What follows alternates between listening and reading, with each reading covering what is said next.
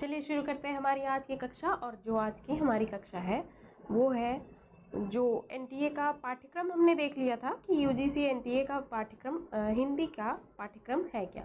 आज की जो हमारी कक्षा है उसमें हम हिंदी पाठ्यक्रम की तैयारी कैसे करें, पेपर 2 की तैयारी कैसे करें। ठीक है, क्योंकि अक्सर जो विद्यार्थी होते हैं उनके जो मन की स्थिति है, मन स्थिति में द्वंद्व चलता रहता है कि कौन सी इकाई सबसे ज़्यादा महत्वपूर्ण है, ठीक है, और कौन सी इकाई से कितने प्रश्न आते हैं, तो हम कैसे तैयारी करें। तो इन सब विषय पे आज हम चर्चा करेंगे। जितने उत्साह के साथ हमने होली मनाई है या फाल्गुन मास का इंतज़ार करते हैं ना, मार्च महीने का, कि जल्दी आए होली और हम खूब धूम धड़ाके से होली रंग खेलें, वैसे ही ये एनटीए जो नेट की परीक्षा है वो भी एक त्यौहार ही है जो एक वर्ष में 2 बार आता है, ये तो हम सभी जानते हैं। ठीक है, तो जो नेट की परीक्षा है वो भी हमारे लिए त्यौहार है, तो उसको भी खूब उत्साह के साथ हमको तैयारी करनी है। और तैयारी ऐसी करनी है, ऐसी पकड़ के साथ चलना है पाठ्यक्रम के लिए, ऐसी सूझबूझ, ऐसी समझ बनाकर तैयारी करनी है कि हमारी जो तैयारी है वो कंप्लीट हो जाए। ठीक, तो चलिए शुरू करते हैं। कोई भी परीक्षा अगर आप देते हैं तो उसमें उसको देने से पहले 3 बातें आप ध्यान रखिए। कौन कौन सी 3 बातें? पहली बात कि आप एक सुबह उठ कर के ही अपने दिन के लिए कि आपको पूरे दिन में क्या पढ़ना है, एक छोटा लक्ष्य, ठीक है, वो निर्धारित करिए, क्योंकि छोटे छोटे लक्ष्य से ही बड़ा लक्ष्य साधा जा सकता है। ठीक है, तो पहली सीढ़ी हमारी क्या है? पाठ्यक्रम है। पाठ्यक्रम हमको खूब समझ लेना है कि इकाई 1 में एनटीए ने क्या क्या रखा हुआ है। ठीक है, इकाई 1 के अंतर्गत कौन कौन से विषय आते हैं, दूसरा इकाई में हमारे कौन कौन से विषय आते हैं, क्योंकि जो सफलता की जो पाठ्यक्रम है, जो आप अपनी सफलता की सीढ़ी पे चढ़ना चाहते हैं या किसी दरवाजे को खोलना चाहते हैं सफलता के दरवाजे का, तो पाठ्यक्रम उसकी कुंजी है। ठीक है, जेआरएफ जो आप पाना चाहते हैं, तो जो हिंदी का पाठ्यक्रम है, जो आपका हिंदी का है या किसी भी विषय का पाठ्यक्रम ही उसकी कुंजी होती है। ठीक है, तो आपको पाठ्यक्रम आपका अच्छे से याद होना चाहिए, पहला लक्ष्य। दूसरा ये रखिए कि आप सुबह उठिए और ये चीज़ ये संकल्प करिए या ये आपके पास दृढ़ निश्चय होना चाहिए कि आज मुझको मैला आंचल उपन्यास पूरा पढ़ लेना है। ठीक है, और आपको वो पढ़ ही लेना है। अगर उपन्यास बहुत बड़ा है, ये कोई भी उपन्यास हो सकता है, कोई भी कहानी हो सकती है, या फिर आपकी किसी भी इकाई का कोई भी एक विषय हो सकता है, तो सबसे पहले आप टारगेट करिए कि सुबह उठकर एक लक्ष्य निर्धारित करिए अपने लिए कि आपको वो लक्ष्य पूरे दिन में जो आपने सोचा हुआ है, जो आपने निश्चय किया हुआ है अपने लक्ष्य के प्रति, वो आपको पूरा कर लेना है। ठीक है, पहली बात तो ये। दूसरी बात, ठीक, दो बातें मैंने बताई, एक पाठ्यक्रम को देखिए और दूसरा पाठ्यक्रम को खूब अच्छे से समझ लीजिए। पाठ्यक्रम आपको आना चाहिए कि इकाई 3 क्या है। जैसे इकाई 3 में साहित्य शास्त्र है, तो साहित्य शास्त्र क्या मतलब होता है, उसमें भारतीय काव्य शास्त्र भी है साहित्य शास्त्र में और पाश्चात्य काव्य शास्त्र है। पाश्चात्य काव्य शास्त्र के अंतर्गत कौन कौन से विषय आते हैं, भारतीय काव्य शास्त्र के अंतर्गत कौन कौन से विषय आते हैं। ठीक है, ये सारी बातें आपको समझना बहुत ज़रूरी है अपने पाठ्यक्रम के लिए। फिर अपना जो लक्ष्य मैंने बताया कि वो रोज़ आप निर्धारित कीजिए। उसके बाद फिर कोशिश करिए, हर संभव प्रयास करिए कि जो आपने एक आज का लक्ष्य रखा था सुबह, आपने उसको 24 घंटों में या एक दिन में उसको पूरा किया। ठीक है, लगभग पूरा करने की कोशिश करिए। फिर आपका जो है ध्यान रखिए कि जो आपके पिछले 10 वर्षों के प्रश्न पत्र हैं या फिर जो 10, हाँ, ज़्यादा से ज़्यादा 10 और कम से कम 5, तो उनके प्रश्न पत्रों को देखिए। ठीक है, और देखिए कि किस विषय से कितना प्रश्न बनता है आपका। जैसे अभी जो एनटीए है उसने देखिए टेक्स्ट से प्रश्न पूछने शुरू कर दिए हैं। ठीक है, और लगभग 2023 में टेक्स्ट से 50 प्रश्न आए हुए हैं। ठीक, तो आप जब अपनी तैयारी रखिए तो ऐसा नहीं कि आप एक एक इकाई पढ़ रहे हैं उसके बाद फिर आप टेक्स्ट को पढ़ना शुरू करेंगे, ऐसा नहीं। अगर आप इकाई 1 से शुरू कर रहे हैं तो आप टेक्स्ट को भी पढ़ना शुरू करिए, क्योंकि 5 से 10 तक तो हमारा टेक्स्ट ही है।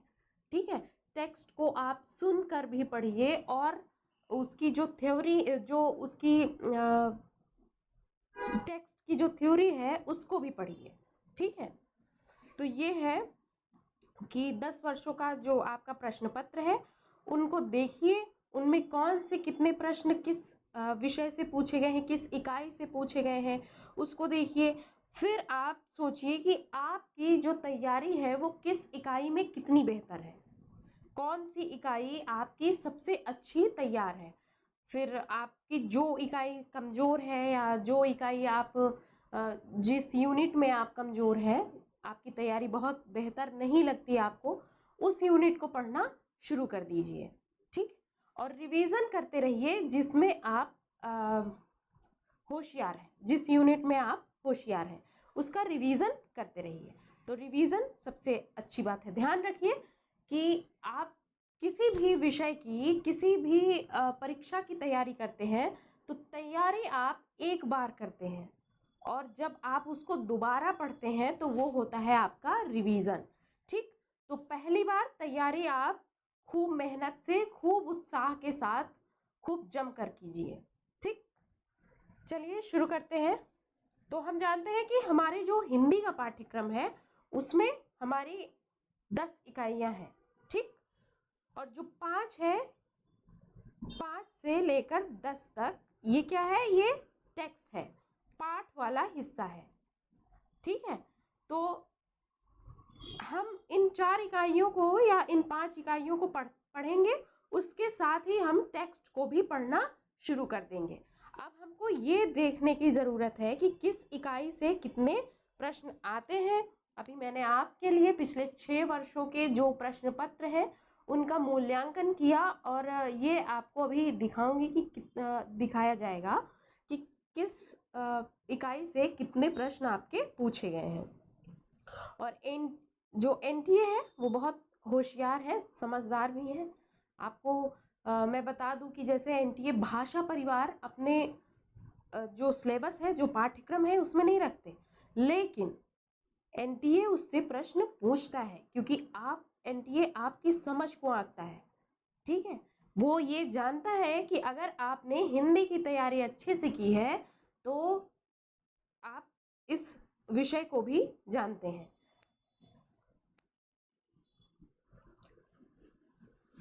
तो इकाई 5 से 10 तक हमारा क्या है, टेक्स्ट है। ठीक, तो टेक्स्ट के लिए सबसे पहले ध्यान रखिए कि जो हमारी यूनिट 2 है, जैसे इकाई 1 है ये, ठीक है। अब इसके अंतर्गत देखिए हिंदी की ऐतिहासिक पृष्ठभूमि और हिंदी की उपभाषाएं, हिंदी का भाषिक स्वरूप, हिंदी के विविध रूप और ये सारे आते हैं।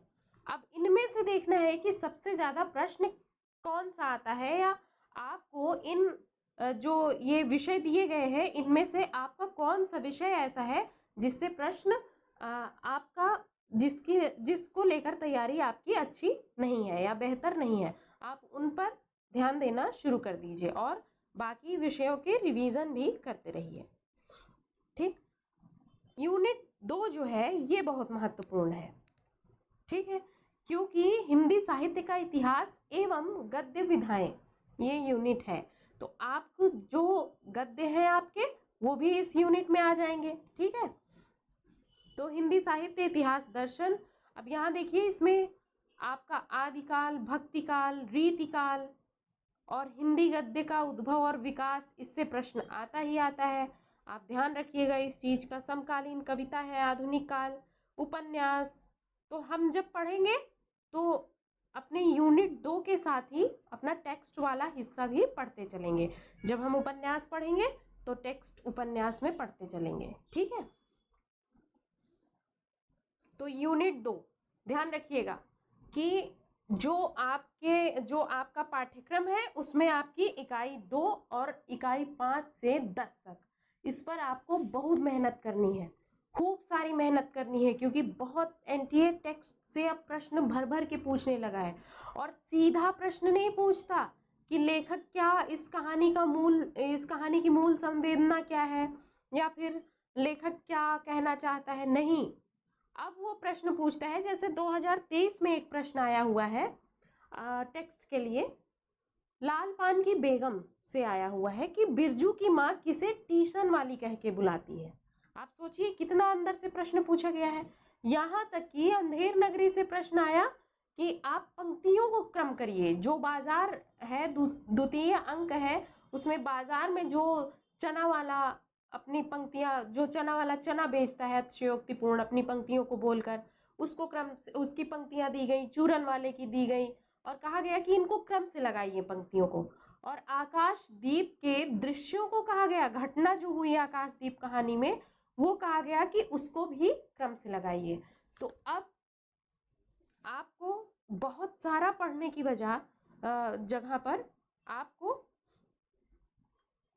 कैसे और क्या पढ़ना है, स्मार्ट तरीका अपनाना होगा।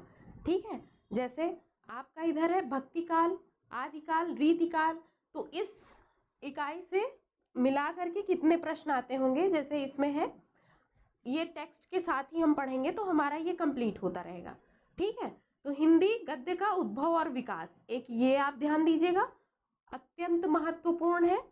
रीतिकाल से भी एक दो प्रश्न पूछते हैं। हमको अगर ध्यान देना है, हिंदी साहित्य के इतिहास की लेखन पद्धतियां, नामकरण और विभाजन, ये भी महत्वपूर्ण है। ठीक, साहित्य शास्त्र से भी प्रश्न पूछे जाते हैं, एनटीए पूछता है प्रश्न। एनटीए पूछता तो प्रश्न हर विषय से है अपने, या किसी किसी विषय से बहुत वर्षों तक उसने प्रश्न नहीं पूछे हैं, लेकिन हम आगे ये दावा नहीं कर सकते ना कि इससे प्रश्न पूछेगा ही नहीं। अगर पाठ्यक्रम में है तो भी, कुछ ऐसे विषय हैं जो पाठ्यक्रम में नहीं है तो भी एनटीए प्रश्न पूछ रहा है, तो हम दावा नहीं कर सकते। पढ़िए सब, लेकिन ध्यान में रखिए कि पिछले 10 वर्षों से, पिछले 5 वर्षों से एनटीए सबसे ज्यादा प्रश्न किस विषय से पूछ रहा है। ठीक है, तो यहाँ भी आता है, यहाँ आप ध्यान रख लीजिएगा, टीएस इलियट, प्लेटो को देख लीजिएगा, काव्य लक्षण प्रयोजन देख लीजिएगा। ठीक है, और कॉलरिज से भी प्रश्न आते हैं, इनकी अक्सर रचनाओं को सुमेलित करने के लिए दिया जाता है। और तर्क जो हमारे आते हैं उसमें फैंटेसी, कल्पना, प्रतिबिंब, प्रतीक और बिंब, तो ज़्यादा से ज़्यादा 2-3 प्रश्न आपको मिल जाएंगे। फिर आती है हमारी वैचारिक पृष्ठभूमि। वैचारिक पृष्ठभूमि में आप ध्यान रखिएगा, जो भारतीय नवजागरण, स्वाधीनता आंदोलन है, और फोर्ट विलियम कॉलेज और भारतेंदु हिंदी का नवजागरण, ये ध्यान रखिएगा, हिंदी नवजागरण और खड़ी बोली आंदोलन, मार्क्सवाद, मनोविश्लेषणवाद, अस्तित्ववाद और उत्तर आधुनिकतावाद। तो मार्क्सवाद, इसमें आप ध्यान रखिएगा, मार्क्सवाद से प्रश्न पूछते ही पूछते हैं। अब आते हैं हम अपने टेक्स्ट की तरफ। तो पृथ्वीराज रासो, टेक्स्ट तो आपको पढ़ना ही पढ़ना है, टेक्स्ट छोड़ना ही नहीं है। टेक्स्ट के कथन भी आपको पढ़ने हैं, टेक्स्ट की जो थ्योरी है वो भी पढ़नी है। ठीक है, कथा वस्तु, जैसे पूछ लिया पृथ्वीराज रासो की कथा वस्तु क्या है, पृथ्वीराज रासो रेवा तट हमारे में है जो, या उसका सर्ग पूछ लेगा, तो सर्ग तो अब सभी याद कर लेते हैं, तो कथा वस्तु पूछ सकता है। ठीक है, विद्यापति की पदावली से भी प्रश्न आए हुए हैं, उसमें विद्यापति के पदों को दे दिया है और पूछ रहा है कि क्या कहना चाहता है नायक। अभी हम कबीर से भी प्रश्न आते हैं, पूछा है इनके दोहों को देकर, नर्द अकेली रह गई पिया मिलन की आस, इसमें पूछा है कि जो अकेली है वो, ऐसा ही कुछ प्रश्न पूछा है कि नर्द का अर्थ क्या है इस पूरे पंक्ति में। ठीक है, तो टेक्स्ट आपको नहीं छोड़ना है, टेक्स्ट आपको पढ़ना है। विद्यापति से भी एक ही क्वेश्चन आते हैं, लेकिन आते हैं, घनानंद, बिहारी, इनसे अभी नहीं देखे गए हैं। तो प्रिय प्रवास, भारत भारती, आंसू, कामायनी के सर्ग आते हैं।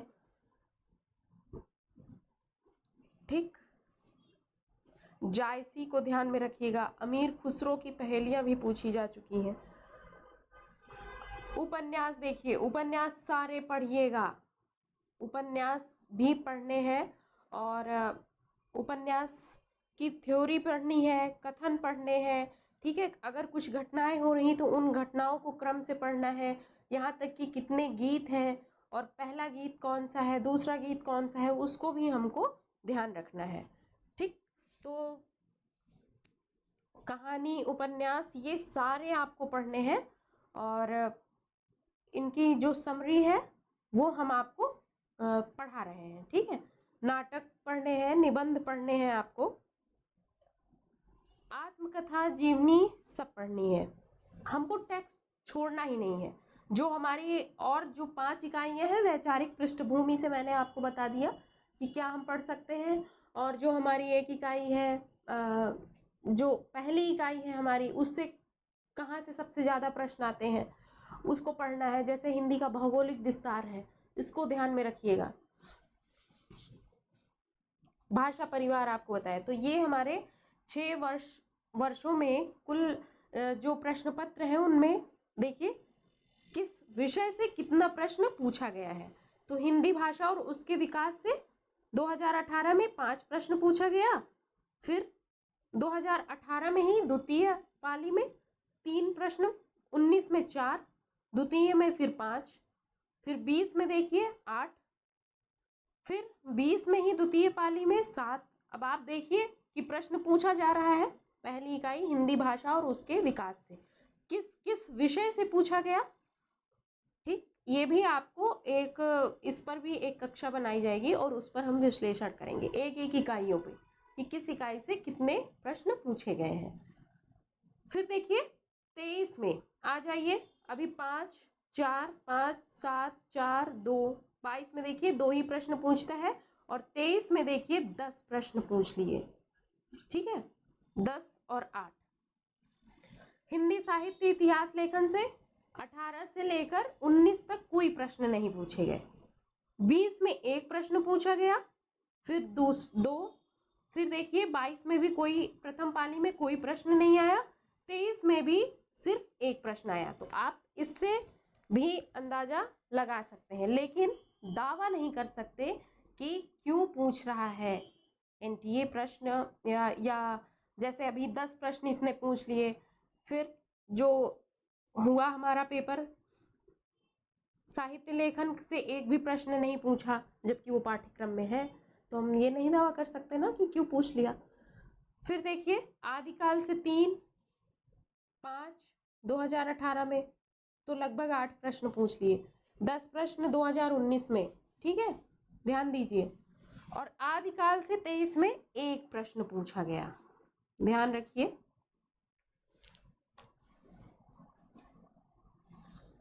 तो कुल कितने प्रश्न पूछे गए? 62 प्रश्न पूछे गए, ठीक, पिछले 6 वर्षों में। साहित्य लेखन से 8 ही प्रश्न पूछे गए, ध्यान रखिएगा। आदिकाल से देखिए 42 प्रश्न पूछे गए। भक्ति काल देखिए 18 में 17 प्रश्न पूछा गया था, फिर द्वितीय पाली में 15 प्रश्न पूछा गया था, देखिए फिर 9 प्रश्न पूछा गया, फिर आकर देखिए 23 में 4 और 3। देखिए रीतिकाल से देखिए 2023 में 1 भी प्रश्न नहीं पूछा गया प्रथम पाली में, ठीक है, देखिए 1 भी प्रश्न नहीं, और द्वितीय पाली में 2 प्रश्न पूछे। तो आप इसके अनुसार अपनी तैयारी कर सकते हैं, देखिए, लेकिन ये देखते रहिए कि रीतिकाल से प्रश्न पूछ रहा था 2, 3, 2, 3, 6, 7, 8, ठीक है, 2018 में पूछा, लेकिन अभी 23 में सिर्फ 2 ही प्रश्न पूछे। सबसे ज्यादा कहाँ प्रश्न पूछ रहा है? आधुनिक काल से पूछ रहा है, और कहाँ से? काव्य खंड से। 15, 18, 16, 18, 11, 11, 13, देखिए, और 23 में 7 प्रश्न और 8 प्रश्न, ठीक, इसको ध्यान रखिएगा। गद्यारंभ, प्रवासी साहित्य, पत्रकारिता से 1 भी प्रश्न 18 में नहीं पूछे गए, 19 में 4 प्रश्न, और देखिए 20 में जो है 3 प्रश्न, फिर 21 में द्वितीय पाली में एक भी प्रश्न नहीं पूछा गया। 23 में पूछा गया 5 प्रश्न और 4 प्रश्न। ठीक, फिर आपका आता है उपन्यास। 2023 में उपन्यास से 11 प्रश्न पूछे गए और द्वितीय पाली में 12 प्रश्न पूछे गए और ये टेक्स्ट पर आधारित होते हैं। ठीक है, निबंध, नाटक देखिए, उपन्यास हमने देख लिया, कहानी देखिए, कहानी से भी 7 प्रश्न पूछे जा रहे हैं, 9 प्रश्न। ठीक है, 10 प्रश्न। कोई कहानी टेक्स्ट से इन्होंने प्रश्न खूब पूछे हैं, पहले भी पूछे और अभी भी पूछ रहे हैं। आगे की जो पहले हमारी है 5 इकाइयाँ उनको छोड़िए, अभी पहले टेक्स्ट पर देखिए। निबंध देखिए, निबंध से भी 4 प्रश्न, 7 प्रश्न, 4 प्रश्न और देखिए 23 में 11 प्रश्न। ठीक है, तो लगभग 67 प्रश्न पूछे गए। सबसे ज़्यादा कहाँ से पूछे गए? नाटक में हर वर्ष 105 प्रश्न, 153 पूछे गए। किससे? आधुनिक काव्य खंड से, टेक्स्ट से। फिर हमारा उपन्यास से पूछा गया। फिर आलोचना देखिए, आलोचना 2 प्रश्न, 2 प्रश्न। अन्य गद्य विधाओं से भी प्रश्न खूब पूछे हैं, 10 प्रश्न 2023 में 10 प्रश्न पूछे। फिर आते हैं भारतीय काव्य शास्त्र की तरफ, तो 18 में 5 और 4 प्रश्न पूछे। फिर देखिए 7, 9, 3, 4, 5, 3, 4, 4, 6, 2। ठीक, तो 6 प्रथम पाली में और द्वितीय पाली में देखिए 2023 के 2 ही प्रश्न पूछे। फिर पाश्चात्य काव्य शास्त्र से देखिए 2023 में 3 प्रश्न और 4 प्रश्न पूछे। वैचारिक पृष्ठभूमि देखिए, वैचारिक पृष्ठभूमि से 5 प्रश्न, 4 प्रश्न, 6 प्रश्न, 4 प्रश्न, 6। ठीक, फिर 3 और 2। तो इस टेबल को देख के हम ये समझ सकते हैं कि हमको जो सबसे ज़्यादा ज़रूरी है, सबसे ज़्यादा जिस पर ध्यान देना है वो कौन सा हिस्सा है हमारा? 5 से 10 तक टेक्स्ट का। छोड़ना कुछ नहीं है। हम ये नहीं कह रहे हैं कि आप बाकी विषयों को छोड़ दीजिए, नहीं, छोड़ना कुछ भी नहीं है, क्योंकि कभी एनटीए ने 21 में एक भी प्रश्न नहीं पूछे। ठीक है, फिर 23 में देखिए उसी से 4 प्रश्न पूछ लिए, तो छोड़ना कोई भी विषय नहीं है। तर्क अभिकथन देखिए, 18 में 8 प्रश्न आए थे, फिर 5, फिर 3, फिर 19 में एक भी नहीं आया, 22 में नहीं आया दोनों पाली में, 23 में और 23 में भी नहीं आया। लगभग 22 प्रश्न तर्क अभिकथन से पूछे गए हैं। तो ये है हमारे पिछले 6 वर्षों के जो सारे प्रश्न पत्र हैं, 18 से लेकर 23 तक के दोनों पालियों के, उनका एक ग्राफ है। ठीक है, एक एनालिसिस है।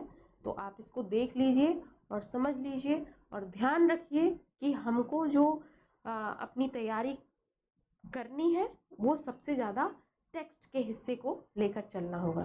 ठीक है, तो चलिए आज के लिए इतना ही काफ़ी है। अब हम आपके सामने लेके आएंगे अपने पाठ्यक्रम से एक एक इकाइयों से जो प्रश्न ये पूछे गए हैं, कितने कितने प्रश्न पूछे गए ये तो हमने देख लिया। ठीक है, तो एक इकाई से कि जो विषय है, किस विषय से कितने प्रश्न पूछे गए, इससे संबंधित बात करेंगे। ठीक, तब तक के लिए पढ़ते रहिए, आपकी तैयारी बेहतर रहे, बेहतर बनी रहे। ठीक है, धन्यवाद।